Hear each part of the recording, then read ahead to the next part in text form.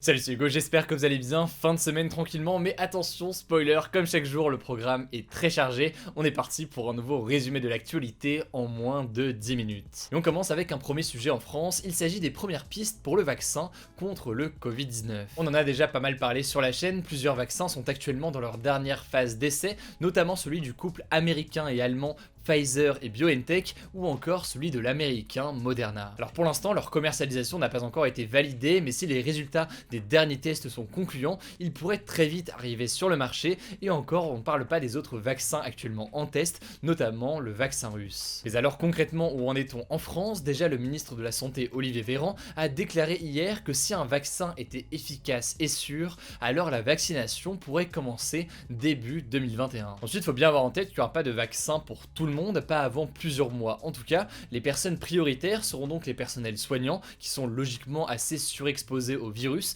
puis les personnes fragiles, et donc là, logiquement, on pense notamment aux personnes âgées. Par ailleurs, autre chose à noter, pour l'instant, il n'est pas question de rendre le vaccin obligatoire. D'ailleurs, de nombreux médecins s'y opposent, car ils pensent que ça peut faire peur plus qu'autre chose, et d'ailleurs, on en a déjà parlé sur la chaîne, près de la moitié des Français refusent pour le moment de se faire vacciner contre le Covid. Enfin, un dernier point assez important, si jamais une campagne de vaccination assez massive dans les mois à venir, c'est la question de où on pourra se faire vacciner. Alors évidemment, on pourra se faire vacciner à l'hôpital, dans des centres de santé spécialisés Covid, mais aussi potentiellement à domicile pour les personnes qui sont trop fragiles et qui doivent donc rester pour l'instant chez elles. Enfin, s'il y a un besoin important, eh bien l'armée pourrait aussi être appelée pour cette grande campagne de vaccination. Au passage, juste un petit mot au niveau européen, la présidente de la Commission européenne, Ursula von der Leyen, a annoncé hier soir que la commercialisation des vaccins produits par Moderna et Pfizer pourrait être autorisée dès le mois de décembre. Il faut savoir que l'Union européenne a déjà passé une commande de 300 millions de doses, et parmi ces doses,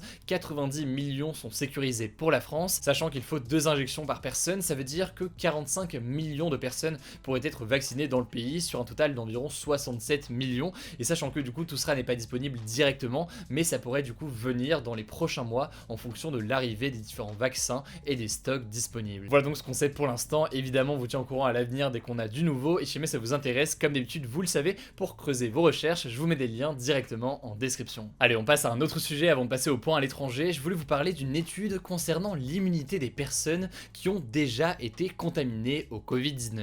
C'est une question que le monde entier se pose, ou en tout cas les scientifiques, une fois qu'on a été contaminé, combien de temps est-on immunisé, et au bout de combien de temps peut-on donc à nouveau être contaminé? Pour l'instant, malheureusement, personne n'a de réponse précise, mais une étude américaine pourrait bien nous donner quelques indications. En fait, les scientifiques de la Jolla Institute of Immunology en Californie ont analysé les échantillons sanguins de 185 personnes qui ont tous contracté le Covid-19 et qui ont très peu de symptômes. Or, selon leurs conclusions, quasiment toutes les personnes avaient encore une réponse immunitaire forte 6 à 8 mois après leur infection. En gros, ça veut dire que pendant au moins 6 à 6 mois, les patients guéris auraient très peu de risque d'être réinfectés. Alors cela dit, c'est important de noter que cette étude n'est pas complètement sûre, d'abord parce que c'est une préétude, qu'elle n'a pas été validée par d'autres experts, mais aussi parce qu'on n'a pas encore assez de recul sur ce virus qui, je le rappelle, est assez nouveau. Et puis c'est important de noter que d'autres études affirment plutôt l'inverse, à savoir que des gens ont contracté le virus 2 fois et assez rapidement.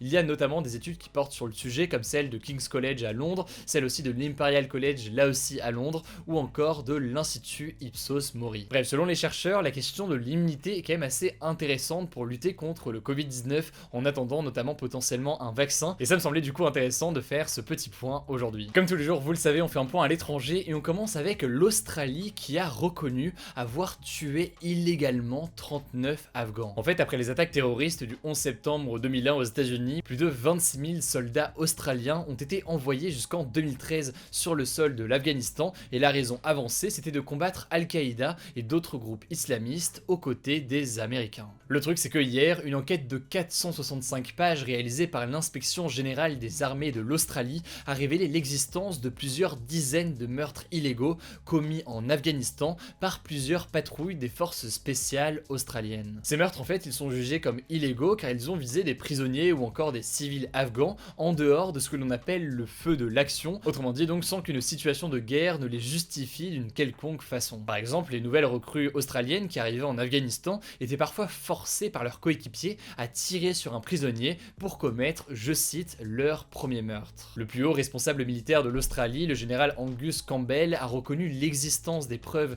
contre les militaires australiens et a présenté ses excuses au peuple afghan. Alors vous l'imaginez, cette affaire fait beaucoup parler en Australie, elle choque aussi la population du pays. La justice australienne va à présent se pencher dessus pour déterminer s'il s'agit ou non de crimes de guerre et pour retrouver les coupables. Évidemment, comme pour chaque actu, on vous tient au courant quand on a du nouveau. On termine avec la Russie où Vladimir Poutine va être protégé à vie de la justice de son pays. En fait, les députés russes viennent d'approuver un projet de loi qui garantit à tous les anciens présidents russes une immunité judiciaire. Mais alors, une immunité judiciaire, qu'est-ce que c'est? En fait, ça veut dire que les personnes qui ont occupé le poste de président de la Russie ne pourront plus être arrêtées, ni fouillées, ni interrogées, et ce, même une fois qu'elles ont quitté le poste de président. Jusqu'à présent, un président ne pouvait pas être poursuivi en justice, il pouvait l'être uniquement lorsqu'il n'était plus président, un peu comme c'est le cas dans beaucoup de pays, comme en France, mais du coup, avec ce nouveau projet de loi qui devrait être adopté prochainement, Vladimir Poutine sera donc protégé, même lorsqu'il quittera le pouvoir. Cette immunité, elle est très avantageuse, car elle sera aussi accordée à la famille des anciens présidents russes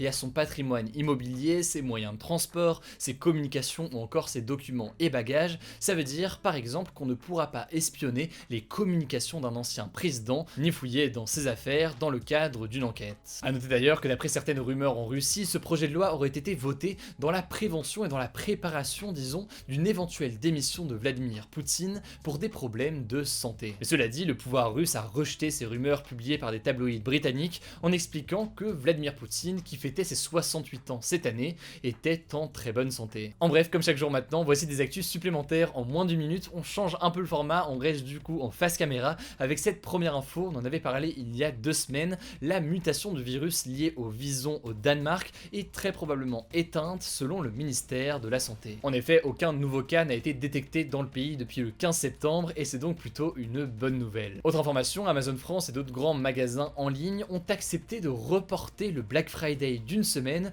donc du 27 novembre au 4 décembre, suite à une demande du gouvernement français. L'objectif très concrètement, c'est d'éviter une concurrence déloyale avec les commerces français qui auraient été encore fermés le 27 novembre à cause du confinement. Autre information très rapidement en France, le ministre de l'Intérieur Gérald Darmanin va proposer un amendement, donc une modification de la proposition de loi de sécurité globale actuellement débattue à l'Assemblée, et l'objectif de son amendement, ce serait, je cite, de garantir la liberté de la presse. Alors un tel amendement est surtout symbolique puisque en théorie de toute façon la liberté de la presse est déjà inscrite dans la loi, mais le but pour le gouvernement est sûrement d'essayer de faire retomber la tension avec les journalistes qui accusent le gouvernement de porter atteinte à la liberté de la presse avec cette loi de sécurité globale. Enfin, dernière information, cette fois à l'étranger et plus précisément aux États-Unis, le recomptage des voix et des bulletins dans l'état de Géorgie qui avait été demandé par le président américain Donald Trump est terminé en l'occurrence, et c'est bien son rival Joe Biden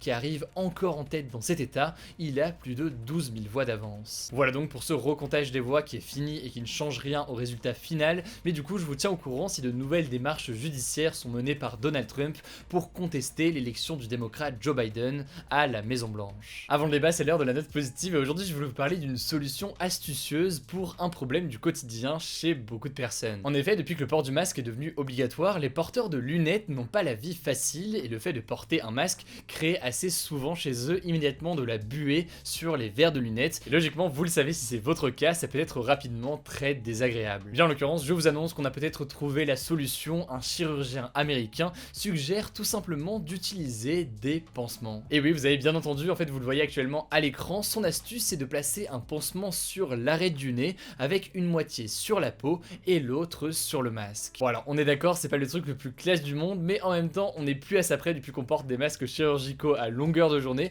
donc pourquoi pas, ça devrait sûrement vous aider si jamais vous portez régulièrement des lunettes. Le débat hier c'était le suivant, le confinement a-t-il eu un impact sur votre morale? Vous le voyez actuellement avec les résultats, ça n'a pas eu d'impact particulier chez certains d'entre vous, mais chez une grande majorité d'entre vous, ça a eu un impact négatif sur votre morale. Et au passage, petite anecdote, sur le sondage d'avant-hier, vous avez été plus de 260 000 à voter, c'est hallucinant, ça fait quasiment un référendum qu'on fait au quotidien via ces sondages, donc ça fait super plaisir. Merci d'être aussi nombreux à participer aux différents débats, que ce soit via les votes ou alors directement dans les commentaires, je lis ça chaque jour. Le débat du jour, quant à lui, c'est le suivant, faites-vous confiance au gouvernement en ce qui concerne le vaccin contre le Covid-19? Pour participer, comme chaque jour, c'est très simple, vous cliquez sur la chaîne Hugo Décrypte, que ce soit sur mobile mobile ou sur ordi, vous allez dans l'onglet communauté et à ce moment là vous aurez le sondage du jour pour voter anonymement en un clic, ainsi que les sondages des jours précédents si ça vous intéresse. Voilà donc pour ce nouveau résumé de l'actualité en moins de 10 minutes. Évidemment, si c'est pas encore le cas, pensez à vous abonner pour ne pas rater les vidéos suivantes. Vous êtes aussi évidemment les bienvenus sur Instagram où chaque jour, cette fois-ci du lundi au dimanche,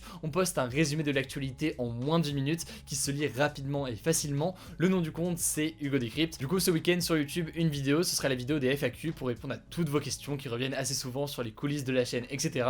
Écoutez, je crois que j'ai tout dit, surtout prenez soin de vous, bon week-end et on se dit à très vite.